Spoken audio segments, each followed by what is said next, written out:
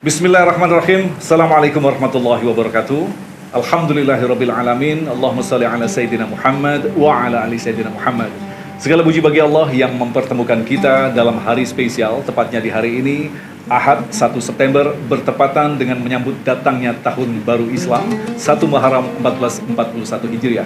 Dalam kesempatan kali ini, guru yang kita cintai nanti akan hadir, yaitu Ustadz Abdul Somad, yang akan menyampaikan paparan berkaitan dengan hikmah daripada hijrah. Selain itu, guru-guru yang kita cintai, Syekh Ahmad Al-Misri, Ustadz Zaki Mirza, Ustadz Abdul Syukur, dan Ustadz Azhari Nasution nanti juga akan menyampaikan paparan berkaitan dengan hal-hal yang berkaitan dengan hijrah. Makna daripada hijrah, yaitu kata-kata hikmah. Pemirsa, selamat mengikuti. Bismillahirrahmanirrahim. Assalamualaikum warahmatullahi wabarakatuh.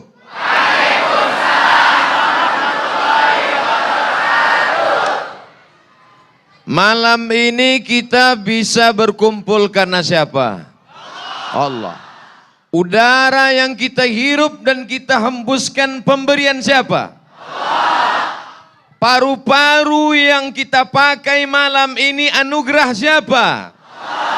Maka kita bersyukur kepada Allah dengan ucapan Alhamdulillahi Rabbil Alamin. Dari mana kita tahu ucapan syukur itu Alhamdulillah? Siapa yang mengajarkan kita? Dan siapa yang memberitahu kita bahwa berkumpul di rumah Allah ini mendatangkan rahmat? Kalau bukan Sayyidina wa Maulana Muhammad sallallahu alaihi wasallam. Apakah Bapak Ibu ingin dapat syafaatnya? Maka kita semua bersalawat. Allahumma salli ala Sayyidina Muhammad wa ala ali Sayyidina Muhammad. Malam ini hadir para kiai, alim ulama, tuan-tuan guru, tokoh masyarakat. Tapi mereka tidak ada di atas pentas ini. Karena mereka adalah orang-orang yang tawadhu dan rendah hati. Betul? Ilmu mereka lebih banyak. Amal mereka lebih khusyuk. Rendah hati mereka jauh lebih rendah hati. Abdul Somad yang tampil di hadapan ini sama seperti tiang ini. Tiang ini yang paling kuat adalah besi. Apakah besinya kelihatan? Tidak. Yang paling kuat adalah batu. Apakah batunya kelihatan? Tidak. Yang paling lemah itulah yang kelihatan. Cat. Dia kelihatan. Maka yang kelihatan ini adalah yang paling lemah, Abdul Somad. Doakan supaya Allah berikan dia kekuatan. La haula wa la quwata illa billahil aliyil azim. Ada suaminya baik, istrinya tidak baik. Siapa itu? Nabi Lut alaihi salam. Ada istrinya baik, suaminya tidak baik. Siapa itu? Fir'aun. Ada suaminya tidak baik, istrinya tidak baik. Abu Lahab wa mara'atuhu hammalatal hatab. Ada suaminya baik dan istrinya baik. Siapa itu? Ibrahim alaihi salam. Saat kita doakan guru kita, saudara kita, tetangga kita, sahabat kita, saat itu Allah kirimkan malaikat. Apa kata malaikat? Amin. Kabulkan doa Abdul Somad. Jamaahnya juga. Walaka misluh. Engkau dapat yang sama seperti yang engkau doakan. Hadis itu ada dalam kitab Al-Mustadrak. Ditulis oleh Imam Al-Hakim. Jangan ragu. Maka tetap doakan kawan, sahabat, tetangga, kerabat, handai tolan, teman alumni, teman grup WhatsApp. Follower, lovers, and haters. Apakah boleh kita doakan, ya Allah ini orang haters selalu membuli saya, tolong matikan dia. Kalau bisa jangan matikan dia, langsung buat dia stroke 6 bulan. Enggak boleh. Tolong videonya jangan dipotong. Padahal yang dimaksudkan dalam doa itu adalah larangan. Jangan berdoa seperti itu. Nabi berdarah pelipisnya, patah giginya, berdarah sendalnya. Apa doa dia saat dilempar batu? Allahumma hdi qaumi, berikan mereka hidayah ya Allah, fa innahum la ya'lamun. Mereka berbuat salah karena tidak tahu. Saat di Taif apa doa dia? Asallah ayyukhrija min aslabihim. Semoga Allah mengeluarkan dari tulang sulbi mereka, anak cucu keturunan mereka, may ya'budullah, orang yang menyembah hanya Allah, tidak menyembah kepada selain Allah, wala yusyrika bihi syai'a, dan tidak mempersekutukan Allah dengan siapapun. Mudah-mudahan yang belum dapat hidayah diberikan Allah hidayah. Yang sudah dapat hidayah diberikan Allah istiqamah. Yang sudah istiqamah berlanjut sampai husnul khatimah. Hidup ini apa yang kita cari? Apa yang kita cari? Mau mencari jamaah? Keliling. Mata-mata yang tajam melihat. Mau mencari follower? Jangan. Karena kalau kita mati tak satu pun mereka ikut bersama kita. Yang kita cari hanya 2 saja. Illalladzina amanu. Iman. Wa amilus salihat. Amal saleh. Dan di antara amal soleh itu adalah menikah. Setuju anak-anak muda? Yang bilang setuju yang belum nikah. Yang sudah nikah juga baik. Betul? Saudara yang dimuliakan Allah Subhanahu wa taala, man tazawwaja, siapa yang sudah menikah, faqad istakmala nisfal iman. Dia sudah menyempurnakan setengah imannya. Setakwa-takwanya laki-laki, sehebat-hebatnya perempuan, belum menikah, imannya masih setengah. Tapi ada laki-laki yang biasa-biasa saja, perempuan yang ibadahnya biasa-biasa saja, sudah menikah. Falyattaqillaha fin nisfil baqi, iman sudah setengah, setengahnya lagi takutlah kepada Allah Subhanahu wa taala. Ya Allah, jamaah yang hadir malam ini, yang lajang, yang gadis belum menikah, temukan mereka dengan jodoh yang baik-baik ya Allah. Panjang lebar guru kita sudah membahas, sekarang kita bahas kelanjutannya. Laki-laki yang soleh bertemu dengan perempuan yang solehah, lalu kemudian mereka pandang-pandangan, berlanjut dengan akhirnya lahirlah anak yang soleh dan solehah. Lalu apa yang dilakukan? Ada laki-laki namanya Zubair ibnul Awam. Siapa namanya? Zubair ibnul Awam. Menikah dengan perempuan solehah bernama Asma binti Abi Bakar. 3 hari 3 malam Nabi berada di atas Jabal Thur ketika akan hijrah ke kota Al-Madinah Al-Munawwarah. Tidak langsung dari Makkah ke Madinah, tapi transit di Jabal Thur. Siapa yang mengirim makan ke atas? Siapa yang mampu naik ke atas membawa makanan? Inilah perempuan yang solehah bernama Asma binti Abi Bakar, anak kandung Abu Bakar Siddiq, saudara seayah Aisyah radhiyallahu anha. Siapa namanya tadi? Asma, pakai alif. Asma. Kalau tidak pakai asma, asma, sesak napas.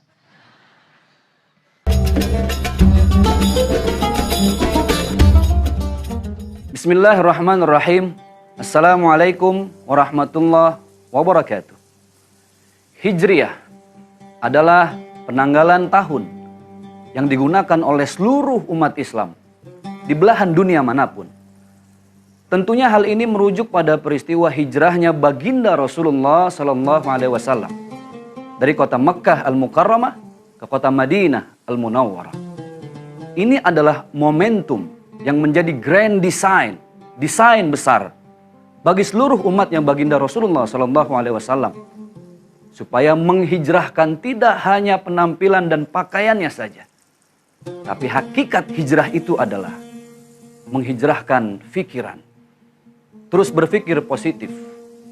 Menghijrahkan hati, jauhi perasaan iri dan dengki. Dan menghijrahkan perbuatan ke arah yang lebih baik lagi. Sebagaimana yang disampaikan oleh Imam Ghazali, "Man kana yaumuhu khairan min amsihi, fahuwa rabihun." Barang siapa yang hari ini lebih baik dari kemarin, dan esok hari lebih baik dari hari ini, maka itu adalah manusia yang sangat beruntung. Hijrah fikiran, hijrah lisan, dan hijrah perbuatan adalah hakikat hijrah yang merujuk pada grand design hijrahnya baginda Rasulullah Sallallahu Alaihi Wasallam. Semoga bermanfaat. Wassalamualaikum warahmatullahi wabarakatuh. Nama laki-lakinya Zubair ibnul Awam. Nama perempuannya Asma binti Abu Bakar. Menikah Asma dengan Zubair. Lahir anak yang soleh. Bukan hamba setan. Bukan hamba harta. Bukan hamba jabatan. Diberi dengan nama hamba Allah. Abdullah. Bisa juga dengan nama lain. Abdurrahman, Abdurrahim, Abdus Somad. Maka nama lengkapnya Abdullah ibnu Zubair ibnul Awam. Abdurrahman ibnu Zubair ibnul Awam. Lalu kemudian anak yang baru lahir tadi dibawa oleh ibunya Asma binti Abi Bakar. Ditunjukkan kepada Nabi Muhammad sallallahu alaihi wasallam. Inilah anak pertama yang lahir setelah hijrah ke kota Al-Madinah Al-Munawwarah. Nabi memangku anak itu. Apa yang dilakukan Nabi? Nabi mengunyah kurma. Apa yang dia kunyah? Kurma. Nabi masukkan ke mulutnya. Lalu Nabi haluskan. Lalu Nabi masukkan ke mulut anak dari Az-Zubair ibnul Awam. Air liur Nabi yang penuh berkah masuk ke dalam mulutnya. Itulah yang disebut sunnah dalam Islam. Sunnah itu bernama tahnik. Bukan teknik. Kalau teknik nama fakultas. Kamu belajar di mana? Fakultas teknik. Tahnik. Untuk apa anak bayi itu dikasih cairan kurma? Untuk apa dikunyahkan kurma ke mulutnya? Untuk apa diberi manisan? Dulu kalau kita tanya sama kakek, sama nenek, sama mbah, kenapa anak bayi yang baru lahir dikasih, diberi, disuapkan ke mulutnya cairan kurma? Pokoknya dari dulu sudah gitu, jangan tanya-tanya.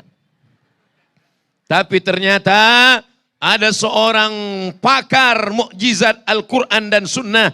Namanya Muhammad Ali Al-Bar. Namanya Muhammad Ali Al-Bar. Ditemukan mukjizat ilmiah. Ternyata anak yang baru lahir ke atas dunia itu mengalami dua. Yang pertama, kurang glukosa. Cairan gula dalam dirinya turun. Yang kedua, hangat panas tubuhnya juga turun. Makanya banyak bayi yang lahir kedinginan. Bayi lahir kedinginan akhirnya dimasukkan ke dalam, bukan kalkulator, inkubator. Dimasukkan ke dalam inkubator, di setel berapa derajat Celcius, ditutup rapat pintunya supaya bayinya hangat. Setelah itu bidannya main HP. Setelah dilihat anak matang. Sekarang baru ada alat untuk memanaskan suhu supaya bayi tidak kedinginan. Bagaimana cara menghangatkan tubuh bayi ini zaman dulu? Apakah mungkin dikasih minum bandrek? Tidak. Bagaimana cara menghangatkan tubuhnya? Kita kalau badan menggigil, ibu bapak na'udzubillah yang kena diabetes mellitus, kurang cairan, menggigil kedinginan, maka yang parah sekali disuntikkan insulin. Tapi kalau hanya baru sekedar sedang, maka dibuatkanlah minuman yang bergula supaya hangat badannya. Makanya Abdul Somad malam ini dikhawatirkan dingin, dikasih 2 gelas. Supaya dia jangan sampai kedinginan. Tapi bagaimana dengan bayi? Bagaimana menghangatkan tubuhnya? Menghangatkannya dengan cairan kurma. Jadi nanti ibu bapak kalau adanya anak-anaknya nanya, gimana itu, kenapa? Untuk apa adik dikasih ini mah? Anakku, ini sunnah Nabi. Apa arti sunnah mah? Nabi dulu memberikan cairan ini kepada anak dari Zubair bin Awam. Anak dari Asma. Lengkapnya gimana? Mama sudah lupa. Tapi kalau kita mau lihat bisa dilihat. Di mana itu? Di channel TV One. Jangan lupa subscribe. Saudara yang dimuliakan Allah Subhanahu wa taala. Maka apa maknanya? Ini adalah sunnah Nabi Muhammad sallallahu alaihi wasallam. Tapi untuk anak bayi. Karena saya pernah juga pas undangan ceramah, begitu selesai, Ustaz Somad, boleh tahnik anak saya? Boleh. Mana kurmanya? Ini, saya kunyah kurmanya. Anaknya mana? Udah SD kelas 1. Ini, aduh. Judul lagunya Terlambat Sudah Kau Datang Padaku. Tapi artinya dia sudah paham sunnah, ngerti sunnah, ngambil barokah. Ini ajaran Islam yang bukan diajarkan oleh dokter, bukan pakar kesehatan, tapi diajarkan oleh dia, Nabi yang diutus Allah. Sebelum dokter menemukan, sebelum pakar kesehatan menemukan, kenapa anak bayi kecil diberi manisan? Allah berjanji dalam Al-Quran, sanurihim ayatina fil afaq. Kami akan tunjukkan tanda-tanda kebesaran kami di alam semesta. Salah satu tanda kebesaran itu adalah mukjizat tahnik, menghangatkan tubuh bayi, menaikkan zat gula pada bayi, supaya dia bisa hidup tenang, adem, ayem. Karena tempat yang paling tenang adalah rahim ibu. Betul ibu? Di kutub utara, kutub selatan, dingin. Seperti es batu. Tapi belum ada kita baca berita ada bayi yang tiba-tiba keluar dalam bentuk es batu melompat. Tidak ada. Nun di Afrika Utara, cuaca cuman ada 2. Panas dan panas sekali. Tapi tidak ada bayi yang keluar kepanasan. Kenapa? Karena rahim tempat yang paling adem ayem. Saat musim dingin dia hangat. Saat musim panas dia sejuk. Tapi ketika bayi keluar, maka macam-macam musim dia alami. Terlalu panas, terlalu dingin, musim panas, musim dingin, musim asap, musim macam-macam. Maka cara menenangkannya adalah ibunya baca Quran. Makanya ibu-ibu ketika anak sedang dalam kandungan banyak-banyak baca Quran. Bismillahirrahmanirrahim. Ar-Rahman. Allamal Quran. Khalaqal insan. Allamahul bayan. Ya, sebentar ya. Kenapa kau hentikan bacaan Quranmu hanya karena telepon, hanya SMS? Kalam Allah kau putus hanya dengan kalam manusia. Stop, jangan bicara. Lanjutkan bacaan Al-Quran. Idza quri'al Quran, kalau Al-Quran dibacakan, fastami'u lahu, dengar baik-baik. Wa ansitu, diam. La'allakum turhamun. Ibunya dapat rahmat, suaminya dapat rahmat, anaknya dapat rahmat. Maka kita semua pun malam ini menenangkan jiwa dengan rahmat mendengarkan bacaan Al-Quran. Bisa kita teruskan? Sunnah yang pertama untuk anak adalah tahnik. Berikutnya Pak Ustadz, ada seorang laki-laki namanya Abu Rafi'. Siapa namanya? Abu Rafi'. Lalu kemudian Abu Rafi' melihat dengan matanya. Ra'aitu Rasulullah, aku melihat dengan mataku, aku melihat dengan kedua mataku Rasulullah sallallahu alaihi wasallam. Mata kita tidak seberuntung mata Abu Rafi'. Dia melihat Rasulullah sallallahu alaihi wasallam. Kita 14 abad setelah Rasulullah sallallahu alaihi wasallam di dunia tak melihat Rasulullah. mimpi pun susah. Mudah-mudahan di akhirat kita berjumpa dengan Rasulullah sallallahu alaihi wasallam. Alhamdulillahirabbil alamin, sudah kita dengarkan tausiah yang subhanallah disampaikan oleh guru kita Ustadz Abdus Somad. Mudah-mudahan menjadi manfaat untuk kita semua dunia akhirat. Karena ternyata hidup seseorang itu dilihat dari seberapa manfaat hidupnya. Bukan dilihat dari profesi, banyaknya harta, tingginya jabatan, investasi di mana-mana, bukan. Tapi seberapa manfaat elemen hidup yang dia miliki. Pikiran ketika dihijrahkan, maka akan bermanfaat untuk umat. Pikirannya memberikan nafas dan nyawa pada setiap detak masyarakat. Ketika lisannya dia hijrahkan, maka dia tidak akan pernah bisa menyakiti perasaan orang lain.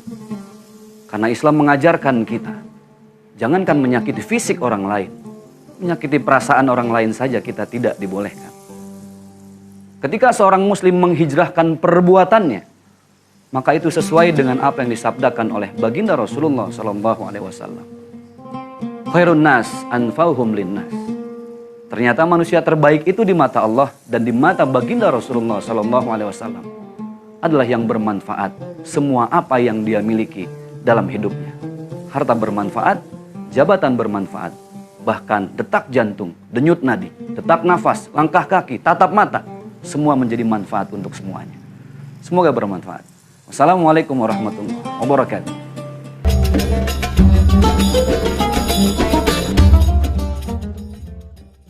Bismillahirrahmanirrahim. Assalamualaikum warahmatullahi wabarakatuh. Allahumma salli ala sayyidina Muhammad wa ala ali sayyidina Muhammad. Bulan Muharram adalah satu bulan di antara 11 bulan yang lain dalam kalender Islam. Muharram, kata Sya'alamuddin As-Sakhawi yang dinukil oleh Ibnu Katsir dalam tafsirnya Al-Mashhur fil Asma'il Ayyami wa Syuhur, dalam kitabnya kemudian menjelaskan kenapa Muharram dikatakan Muharram. Karena kalau Muharram hadir di tengah kita, syahran muharraman, berlaku pelarangan-pelarangan yang tidak boleh kita lakukan. Dia bulan yang terhormat. Dia bulan yang sangat suci. Satu objek yang suci dan terhormat mesti banyak pelarangan-pelarangannya. Untuk datang kepada tokoh yang terhormat, maka mesti ada aturan-aturannya. Ketika ada bulan yang terhormat datang kepada kita, mesti ada aturan-aturannya. Betapa banyak kemuliaan bulan ini. Yang pertama, bulan ini dinisbatkan kepada Allah.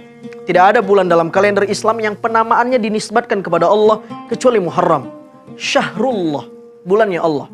Yang kedua, di bulan ini ada satu amalan puasa sunnah yang sangat luar biasa fadilah dan keutamaannya kalau dikerjakan.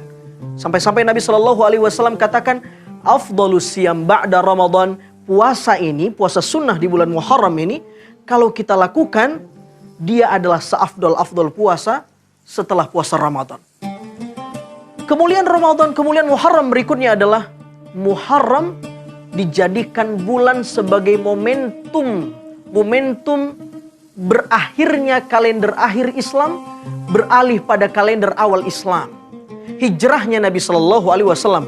Meski Nabi tidak hijrah di bulan ini, tapi momentum hijrah diambil dari bulan ini. Mudah-mudahan bulan Muharram menambahkan optimisme kita sebagai umat Islam, sebagai manusia hijrah umatnya Rasul Sallallahu Alaihi Wasallam. Jangan kemana-mana, tetap saksikan dan ikuti simak tausiah bersama guru kita Ustadz Abdus Somad. Sejahat-jahatnya Abu Lahab, Abu Jahal, matanya pernah melihat Rasulullah. Walaupun dia tidak beriman, di akhirat jelas tempatnya. Tabat yada abi lahabiu atab. Andai ada orang sekarang masuk neraka, sama Abu Lahab tersenyum padanya. Sejelek-jelek mataku, aku pernah melihat Muhammad, kata Abu Lahab. Ente mimpi aja susah. Di dunia tidak melihat, dalam tidur tidak melihat. Satu lagi tinggal harapan. Dalam surga Jannatul Firdaus melihat Rasulullah sallallahu alaihi wasallam. Siapa yang paling dekat dengan Nabi? Aqrabu majlisan, yang paling dekat majelisnya, yang paling dekat tempat duduknya. Yang paling dekat tempat duduk dengan Nabi sallallahu alaihi wasallam adalah ana wa kafilul yatim. Aku dan orang yang menyantuni anak yatim. Kahataini fil jannah. Seperti ini dalam surga. Sebagaimana dekatnya as-sababah, jari telunjuk. Wal wusta, jari tengah. Beginilah dekatnya dengan Nabi sallallahu alaihi wasallam. Kami nggak bisa nyantuni anak yatim Pak Ustadz. Kami susah miskin Pak Ustadz. Jangan bersedih. Ada satu lagi yang dekat juga dengan Nabi sallallahu alaihi wasallam. Siapa dia? Aktsaruhum salatan. Orang yang paling banyak bersolawat. Salatullah, salamullah, ala taha rasulillah. Salatullah, salamullah, ala yasin habibillah. Tawassalna bismillah wa bil hadi rasulillah wa kulli mujahidin lillah bi ahlil badri ya Allah.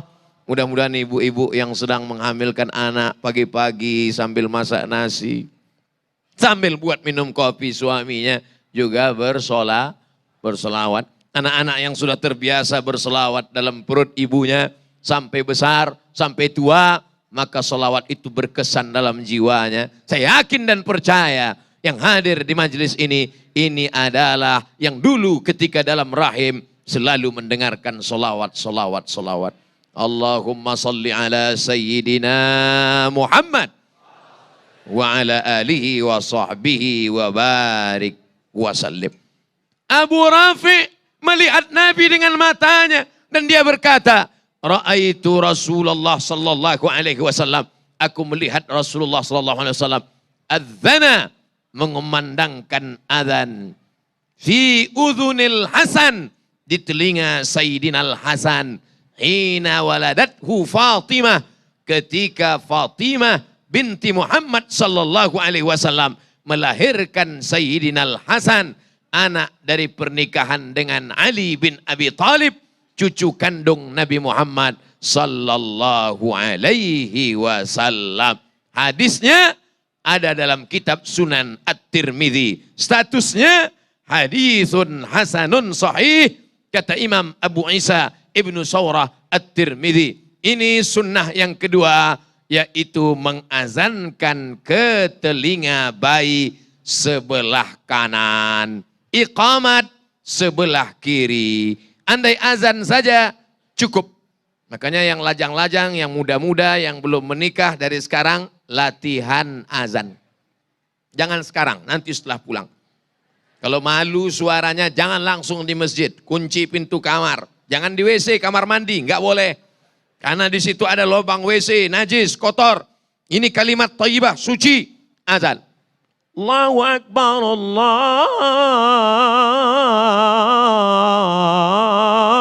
Akbar. Azan. Oh iya, menyambut azan enggak boleh diam. Saya heran kenapa pada semuanya mau azan. Rupanya sudah terbiasa menyambut seruan azan. Siapa yang mendengarkan azan, mulutnya diam dan dia mengucapkan seperti yang diucapkan muadzin, kecuali hayya 'alas shalah, hayya 'alal falah, dia balas dengan la haula wala quwata illa billah. Setelah azan dia tutup dengan doa wasilah. Allahumma rabb hadhihi ad-da'wati at-tammah was-salatil qa'imah ati sayyidina Muhammadanil wasilata wal fadilah wasyarafa wad darajatal 'aliyatar rafi'ah wa ba'athu Allahumma maqaman mahmudan alladhi wa'adta innaka la tukhliful mi'ad. Engkau tak pernah ingkar janji ya Allah. Apa janji Allah? Apa janji Rasulullah? Orang yang menyambut seruan azan, dia bacakan seperti yang diucapkan muadzin sampai dia tutup dengan doa wasilah. Dalam Sahih Al-Bukhari dikatakan, halat lahu syafaati yaumal qiyamah, maka layaklah dia mendapatkan syafaatku pada hari kiamat. Makanya kalau terdengar azan, mulut diam. Kalau terdengar azan, diam. Tapi kadang kita kalau nyuruh orang diam di sebelah takut dia tersinggung. Kebetulan dia sedang ngajak ngobrol. Jadi nanti malam acara TV One di masjid kita tersinggung. Maka supaya jangan dia tersinggung, kita diam dan jawab saja azan. Hayya 'alas shalah.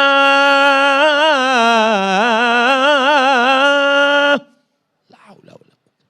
Kalau ada yang ngomong, la haula wala quwwata illa billah. Hayya 'alal falah. La haula wala quwwata illa billah. Aku tidak marah saudaraku. Aku hanya sedang mengingatkan engkau supaya jangan bicara saat azan. Siapa yang bicara saat azan? Muazzin mengumandangkan azan. Dia terus bicara tentang dunia. Matinya su'ul khatimah. Itu ucapan Imam Jalaluddin Abdurrahman As-Suyuti. Oleh sebab itu jawab azan.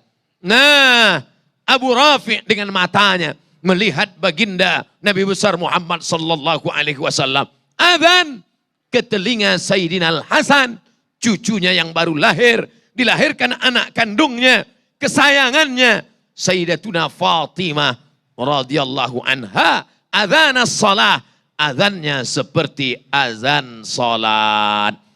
Bismillahirrahmanirrahim. Allahumma salli ala Sayyidina Muhammad wa ala ali Sayyidina Muhammad.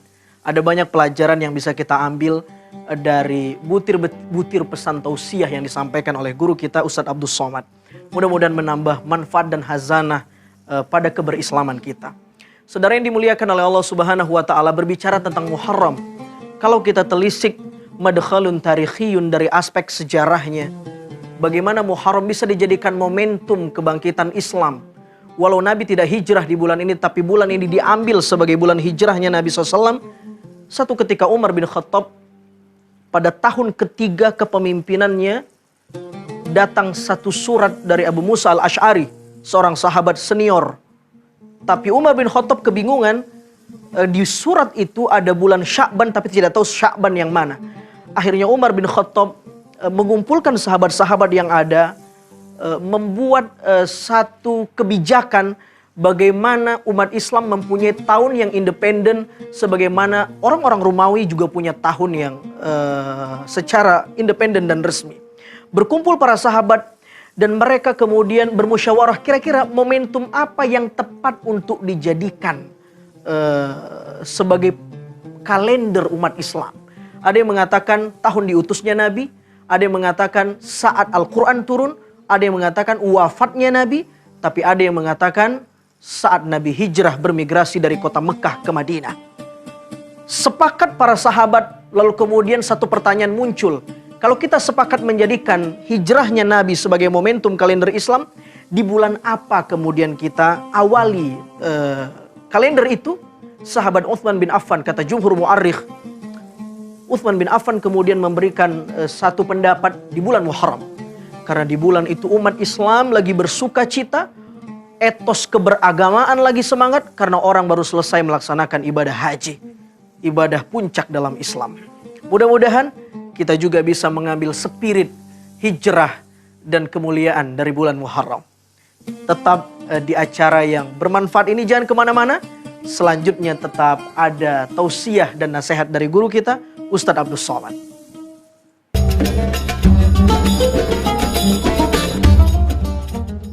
Assalamualaikum warahmatullahi wabarakatuh. Hijrah Rasulullah SAW yang dilakukan sesudah beliau berdakwah di kota Makkah selama 13 tahun. Rasulullah SAW mendakwahi kaumnya agar mereka berhijrah menuju ke jalan yang diridhai oleh Allah Subhanahu wa taala. Rasulullah melakukan hijrah dari kota Makkah ke kota Yathrib yang sesudah Rasulullah hijrah dirubah menjadi Al-Madinah Al-Munawwarah. Karena Yathrib itu nama yang tidak baik. Kemudian dirubah menjadi kota yang bercahaya dengan hadirnya Rasulullah di kota tersebut. Dan menjadi Taibah dan Tabah, tanah yang subur dan baik.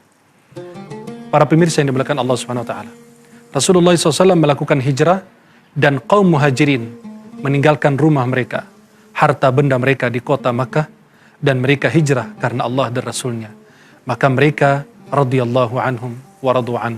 Mereka hijrah ke kota Yathrib yang menjadi kota Madinah, lalu mereka mendapatkan kemuliaan. Mereka yang dulu menjadi kaum yang terlindas, mustad'afin, menjadi orang-orang yang berjaya dan memiliki izzah dan kemuliaan di bawah kepemimpinan Rasulullah Muhammad sallallahu alaihi wasallam. Yang dulu mereka berpecah belah, yang dulu mereka berbicara atas nama kabilahnya. Sekarang ketika mereka sudah hijrah, mereka berbicara atas nama persatuan dan kesatuan umat Islam. Mudah-mudahan dengan momentum hijrah tersebut, kita bisa mendapatkan banyak pelajaran untuk kehidupan kita agar senantiasa kita menuju ke jalan yang diridhai oleh Allah Subhanahu wa taala. Faman kanat hijratu ila Allah wa rasulih fa hijratuhu ila Allah wa rasul. Barang siapa hijrahnya kepada Allah dan Rasulnya, maka dia akan meraih pahala dan ampunan Allah Subhanahu wa taala. Dan yang ingin hijrah karena meraih sesuatu jabatan atau sesuatu dari dunia, dia akan meraih sesuai dengan apa yang diinginkan. Kalimat pertama yang ditanamkan ke telinga anak adalah La ilaha illallah. Makanya saya ketika anak saya lahir, saya datang ke rumah sakit, 1 Muharram, tepat lahir 1 Muharram. Sampai di rumah sakit, saya pun datang, bidannya nanya, oh, mau kemana bang? Manggil abang dia. Saya mau ngelihat dulu sebelum viral. Saya mau ngelihat anak saya. Oh, bapak sudah ambil wudhu? Sudah. Bisa azan? Dia nanya, bisa azan. Nanti tangannya gini, kepala anaknya di sebelah sini, azankan ke telinga sebelah kanan ya. Dalam hati saya, ente belum tahu. Saya bisikkan ke telinga anakku kalimat yang pertama. Apakah ada dulu bapak membisikkan ke telinga anaknya, nanti ku sekolahkan S3. Tidak ada. Yang pertama kau bisikkan ke telinga anakmu adalah, Asyhadu an la ilaha illallah. Tapi dia tidak kuat seperti itu. Kalau kuat seperti itu, kejutlah dia. Asyhadu an la ilaha illallah. Jarang ayah yang bisa menyelesaikan azannya. Kenapa? Karena dia ingat, anakku, saat kau kecil dulu, saat kau belum melihat dunia, saat kakimu belum menginjak ke tanah, aku yang pertama membisikkan ke telingamu sebelah kanan, La ilaha illallah. Aku tak minta kau belikan aku mobil yang mewah, nak. Aku tak minta kau belikan aku kendaraan yang mahal. Yang aku minta hanya satu, nak. Kau istiqomah dalam la ilaha illallah. Jangan nangis, tidak disediakan tisu. Hanya satu yang kuinginkan, nak. Saat aku nanti mati, saat malaikat maut mencabut nyawaku, saat aku terbaring di ruang ICU, saat tak ada orang datang, saat itu engkaulah yang membisikkan ke telinga kananku nanti, La ilaha illallah. Itu saja yang kita inginkan dari anak-anak kita. Betul Ibu? Bapak, itukah yang Bapak Ibu pesankan selama ini ke anak-anak? Tidak. Karena tak semua orang tua berpesan begitu. Banyak orang tua berpesan, kamu harus jadi PNS walaupun nyogok. Kamu harus jadi orang kaya walaupun korupsi. Sekarang robah. Kamu mesti sebelum mati bisikkan ke telinga, La ilaha illallah. Ketika lahir namanya adzan. Ketika mau mati namanya talqin. Laqinu mautakum. Talqinkan orang yang mau mati sakratul maut. Bisikkan ke telinganya, La ilaha illallah. Walaupun dia ustadz. Jangan-jangan nanti mentang-mentang Ustadz Abdul Somad yang di rumah sakit. Gimana nih? Ustadz Abdul Somad kita bisikin gak? Dia udah tahu bacaannya. Biarin aja. Udah sering ceramah kok. Biarin aja. Tidak. Karena orang yang mati sakratul maut itu menghadapi kematian. Seperti orang yang hanyut di sungai. Orang dihanyut di sungai ngelihat bambu. Dia tarik. Ada kayu lapuk. Dia pegang. Andai tidak ada, maka rumput yang lapuk, yang rapuh, yang kuning, itu pun tetap dia pegang. Oleh sebab itu orang hanyut mesti kita tolong. Siapa yang menolong dia? Datang jin, iblis, setan, datang membawa air. Orang yang mau mati sakratul maut itu haus, kering tenggorokannya. Maka dia datang membawa air. Apa kata iblis? Mau? Kamu mau ini? Mau. Syaratnya satu, sembah aku, sembah aku, sembah aku. Akhirnya dia kasih. Itulah makanya kita selalu berdoa, Allahumma khtim lana bihusnil khatimah. Tidak ada gunanya salat kita, tak ada gunanya puasa kita, tak ada gunanya zikir kita kalau mati dalam keadaan su'ul khatimah. Makanya kalau mau selamat dari su'ul khatimah, mesti banyak-banyak berzikir. Afdalul zikri fa'lam annahu la ilaha illallah. Apa yang sering kau lihat, apa yang sering kau dengar, apa yang sering kau pikirkan, apa yang sering kau renungkan, apa yang sering kau ucapkan. 5. Apa yang sering kau lihat, apa yang sering kau dengar, apa yang sering kau ucapkan, apa yang sering kau pikirkan, apa yang sering kau renungkan, itulah yang akan datang ketika sakaratul. Bayangkan yang suka K-pop. Kira-kira siapa yang akan datang saat sakaratul maut? Saya tidak ingin menakut-nakuti, hanya cerita saja. Oleh sebab itu maka yang 5 ini, seringlah mengucapkan la ilaha illallah, seringlah melihat tulisan la ilaha illallah, seringlah mendengarkan kalimat la ilaha illallah, seringlah melafazkan la ilaha illallah, seringlah merenungkan la ilaha illallah, seringlah memikirkan la ilaha illallah. Pulang dari Makkah, bawa tasbih 100 biji, ada tasbih kayu, ada tasbih batu, ada tasbih plastik, semuanya dikasihkan tetangga. Bukan untuk berzikir. Tinggal 1 tasbih disangka untuk berzikir. Rupanya digantung ke kaca spion. Pulang dari sini, copot, ambil tasbih. La ilaha illallah, la ilaha illallah, la ilaha illallah, la ilaha illallah. Besok pagi mau pergi kerja, berangkat. La ilaha illallah, la ilaha illallah, la ilaha illallah, la ilaha illallah. Tetap ngebut, tetap. La ilaha illallah. Ada razia, prit. Mana STNK BPKB? La ilaha illallah, la ilaha illallah. Dah lewat, ini berarti jamaah tadi malam kata polisi. Rupanya Pak Polisi hadir juga malam ini. Tidak. Taat aturan negara, taat aturan agama. Tetap bawa STNK, BPKB, dan jangan lupa bayar pajak bumi bangunan. Para pemirsa yang dimuliakan Allah SWT, alhamdulillah telah kita menyaksikan ceramah yang disampaikan oleh Ustaz Abdul Somad. Semoga insya Allah senantiasa menambahkan ketakwaan, keimanan kita kepada Allah, dan senantiasa Allah merahmati dan mengampuni kita. Para jemaah yang dimuliakan Allah SWT, hijrah yang dilakukan Rasulullah adalah hijrah dari tempat ke tempat lain. Kita saat ini hijrah dari negeri yang penuh dengan maksiat menuju ke negeri yang kurang maksiat. Hijrah dari lingkungan yang penuh dengan keburukan dan kemaksiatan menuju ke tempat yang kurang maksiat. Para pemirsa yang dimuliakan Allah Subhanahu wa taala, hijrahnya kita seharusnya hijratul qulubi ilallah. Hijrahnya hati menuju Allah Jalla Jalaluhu. Hijrah dengan meninggalkan kedustaan, pengkhianatan, janji yang tidak ditepati, dan semua hal-hal yang mendatangkan murkanya Allah. Itu seharusnya itu hijrah.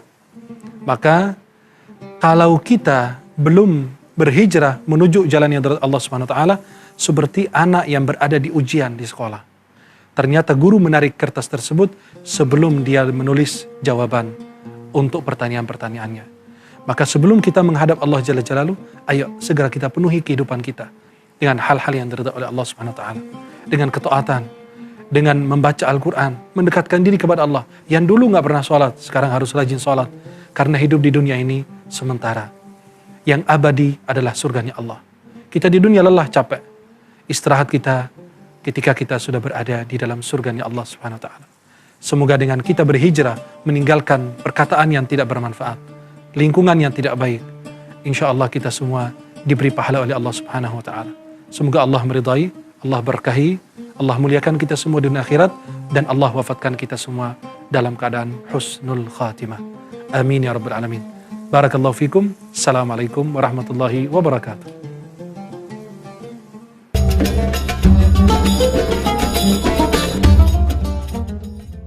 Assalamualaikum warahmatullahi wabarakatuh. Alhamdulillahirabbil alamin wassalatu wassalamu ala sayyidina Muhammadin wa ala alihi wa ashabihi ajmain amma ba'du. Pemirsa yang dirahmati oleh Allah Subhanahu wa taala, hijrah adalah pindah.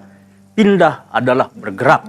Bergerak berarti berubah. Maka seorang yang hijrah dia mengalami perubahan-perubahan.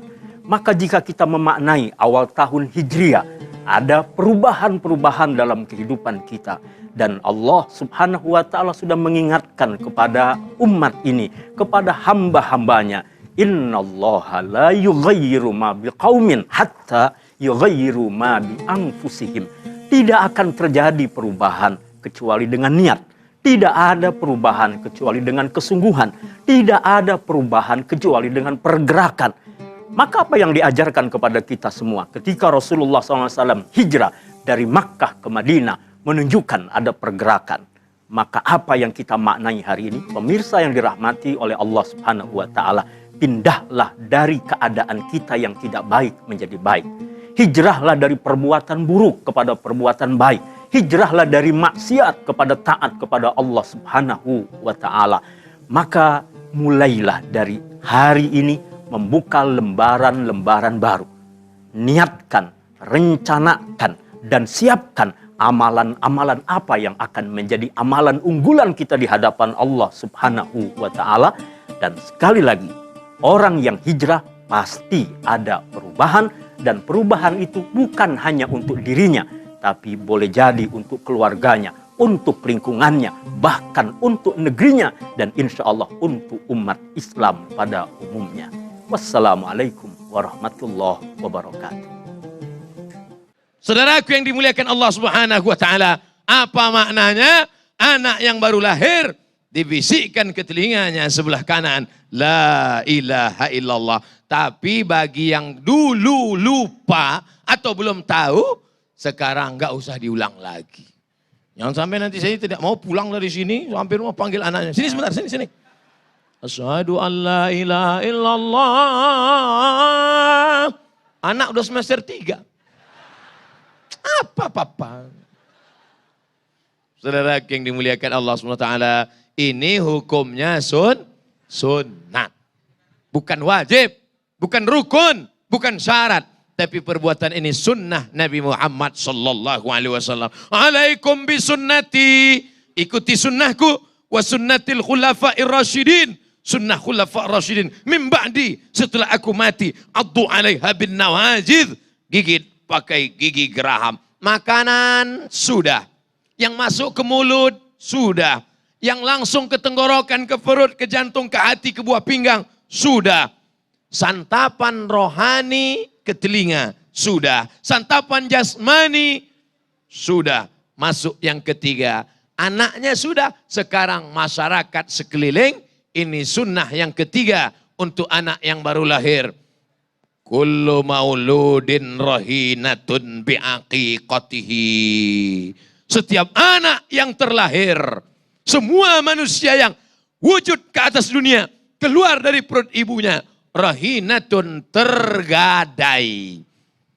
Bapak ibu kemarin susah, menggadaikan cincinnya. Lalu kemudian setelah ada uang, tebus. Gadaikan surat tanah. Setelah ada uang, tebus. Tapi ada anak yang tergadai sampai hari ini belum ditebus. Bagaimana cara menebus anak yang tergadai? 3. Pertama, tuzbahu anhu yauma sabi'ihi.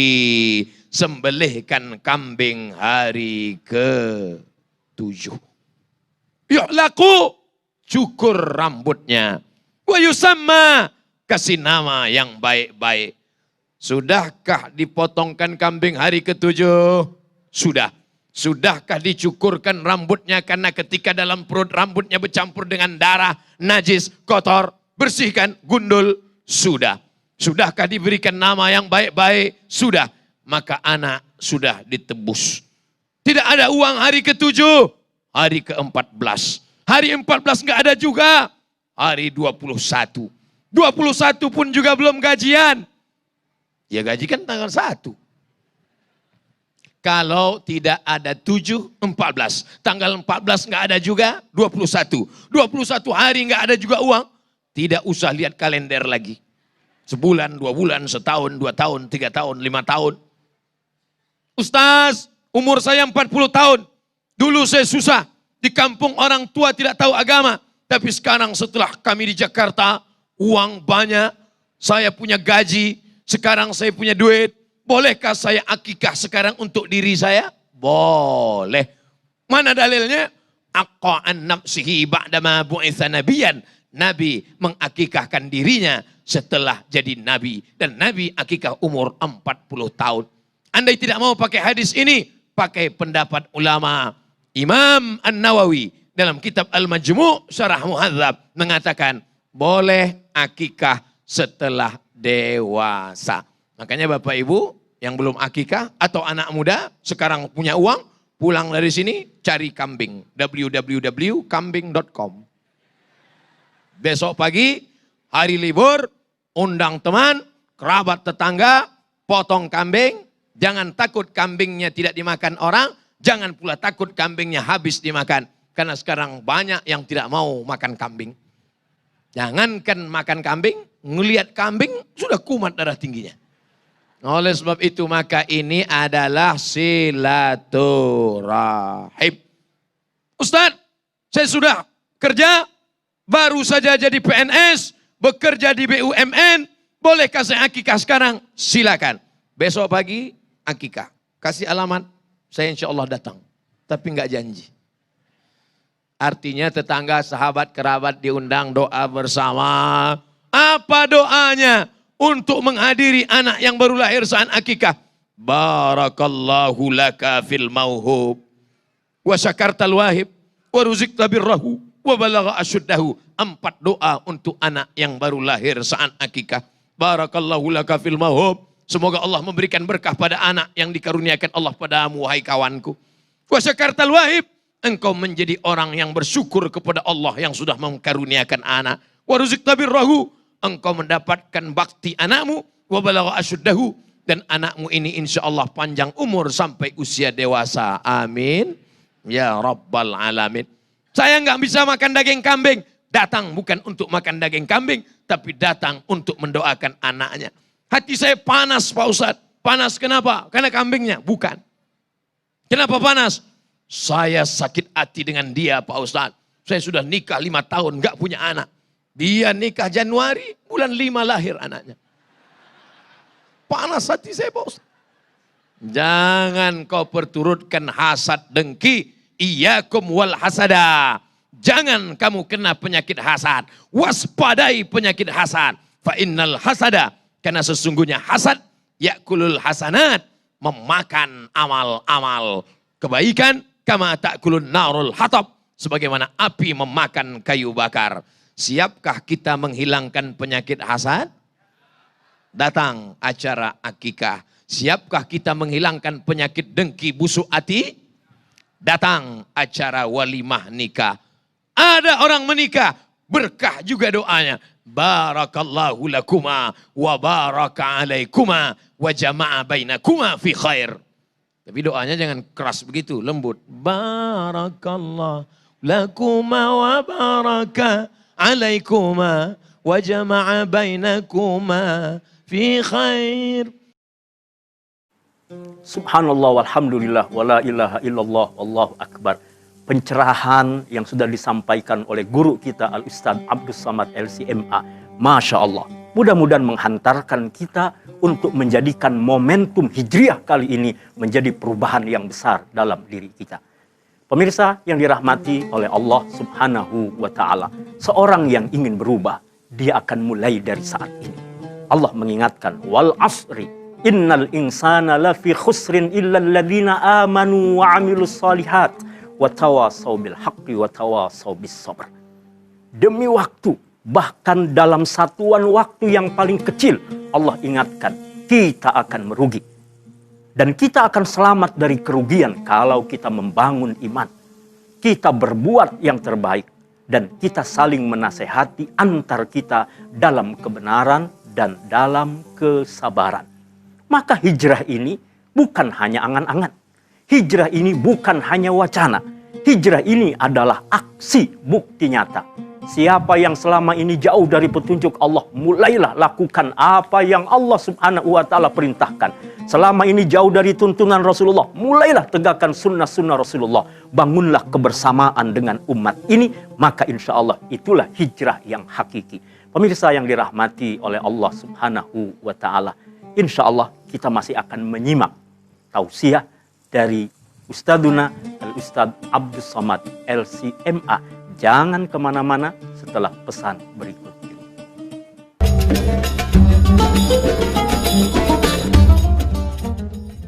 Demikian pemirsa yang dirahmati Allah, tausiah Ustadz Abdul Somad dalam rangka semangat Tahun Baru Islam 1441 Hijriah telah kita saksikan bersama. Mudah-mudahan apa yang disampaikan oleh guru-guru kita tadi akan menjadi bahan pelajaran bagi kita, sekaligus panduan bagi kita untuk terus-menerus memperbaiki diri di tahun-tahun yang akan datang. Agung Isolak dan kerabat kerja mengucapkan terima kasih atas perhatian Anda. Assalamualaikum warahmatullahi wabarakatuh. Apa kata malaikat? Barakallahu lakuma. Semoga Allah memberikan berkah pada kalian berdua, wahai pasangan pengantin. Wa baraka alaikuma. Semoga Allah memberikan berkah pada kalian berdua dalam senang dan susah. Wa jama'a bainakuma fi khair. Disatukan Allah kalian dalam kebaikan, keberkahan. Lahir anaknya, didoakan lagi. Menebus anak yang tergadai. Sembelihkan kambing. Menurut mazhab Syafi'i, anak laki-laki 2 ekor kambing, anak perempuan 1 ekor kambing. Ustadz, bagaimana kalau saya cicil? Semua mau kredit. Sampai-sampai kambing akikah pun mau dia kredit juga. Ustadz, bagaimana kalau anak saya laki-laki? Saya sembelihkan kambing sekarang 1, kemudian bulan depan saya sembelihkan 1 lagi. Menurut mazhab Syafi'i 2 ekor. Tapi saya baca di kitab Fikih Sunnah Pak Ustadz. Fikih Sunnah punya Syekh Said Sabiq. Kata Said Sabiq, 1 laki-laki 1 ekor kambing cukup. Tapi kalau 2 ekor afdal. Perempuan 1 ekor kambing cukup. Dan tidak perlu ditambah lagi. Wah, nampaknya saya pakai yang ini aja Pak Ustadz. Kamu mau pilih pendapat ini atau kena bakhil? Atau karena pelit. Oleh sebab itu maka saya pribadi memakai pendapat mazhab Syafi'i. Saya nggak punya uang Pak Ustadz. Oke, 1 ekor kambing. Tidak keluar dari mazhab yang 4. Mereka masih dalam ijtihad. Mazhab Hanafi, mazhab Maliki, mazhab Syafi'i, mazhab Hambali. Keempat-empatnya masih ahlus sunnah wal jamaah. Tapi kita maunya afdal. 1 ekor kambing 2,5 juta. 2 ekor kambing 5 juta, andai 5 juta, itu belum ada apa-apanya bagi mereka yang susah mendapatkan anak. Sampai bayi tabung ke Singapura, ke Eropa, ke Amerika. Datang itu jamaah nanya ke saya, Ustaz Somad, ya apa hukumnya bayi tabung Pak Ustaz? Saya katakan, kalau syaratnya 3 cukup, boleh. Apa dia? Maaf. Sperma punya suaminya. Sel ovum, sel telur memang punya istrinya. Dan yang menyatukannya adalah dokter yang amanah.